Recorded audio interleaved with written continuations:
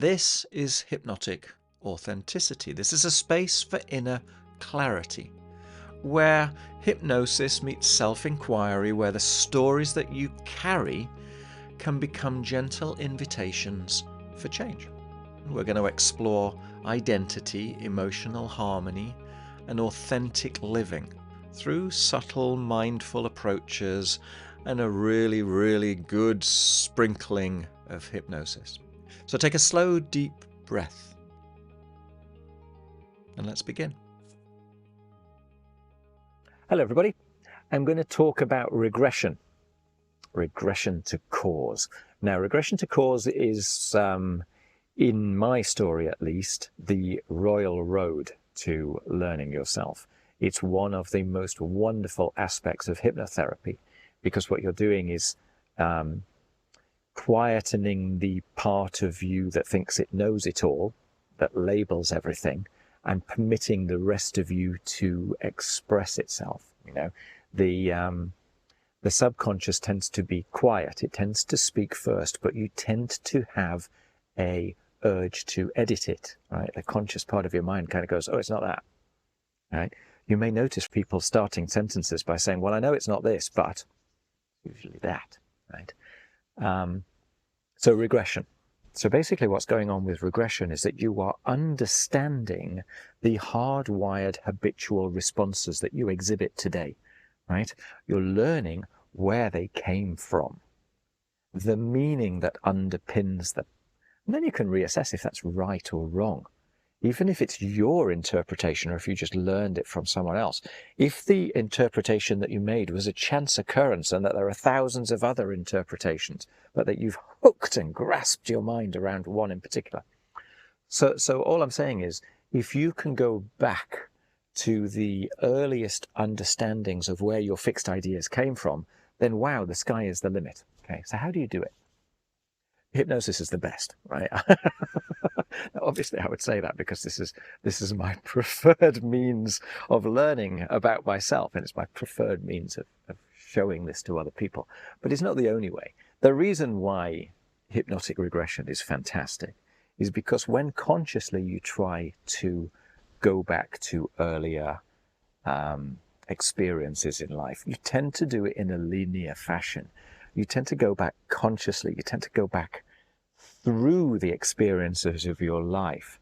And it's kind of hard to follow that thread all the way back to, T+0.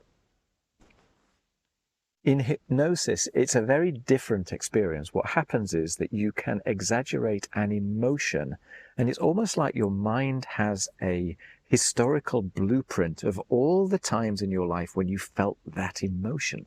So because this critical, judgmental side of your brain has just relaxed a bit, it's gone quiet, it's easier to find your way back like that to these earlier experiences. Now, that's not to say the first time you do it, you're going to go back to the first one. You may have to go back again, okay? But nonetheless, it's a brilliant way of doing it. You go back to the first time that you could recall that feeling, wherever you are. Okay, now, is that a familiar feeling, or is this a real, what the heck is this sort of feeling? If it's familiar, you go back again, But you get there very, very easily. And so you can learn about yourself. But it's not the only way to do it, okay? You can do it consciously. It's just that in order to do it consciously, you need to throw away the judgmental, critical side of your mind, which is trying to take ownership for everything, that's trying to edit everything. So if you can come with a very meditative state of curiosity, tell yourself you haven't a clue, okay? You just want information. You just want feedback. That can do it. There's an amazing book which is written by a guy called Michael Brown called The Presence Process. It's a slow process that you experience over the course of many weeks. That can be fantastic. The whole thing is basically getting you out of your head. I used to think that I was a brain being transported by a body. I think this is a very common thing.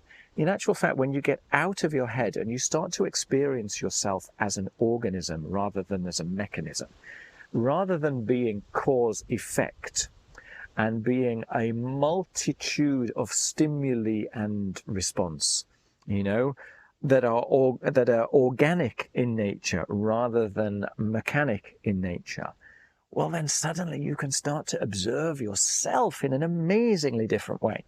And regression for me is just the best way of doing that, because you understand yourself. All goes back to the Stoics again. Understand yourself. Yeah. Try it.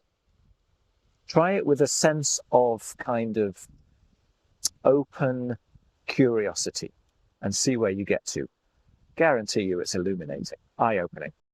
Thank you for joining me today. I hope you enjoyed the episode. If it resonates with you, then follow my podcast.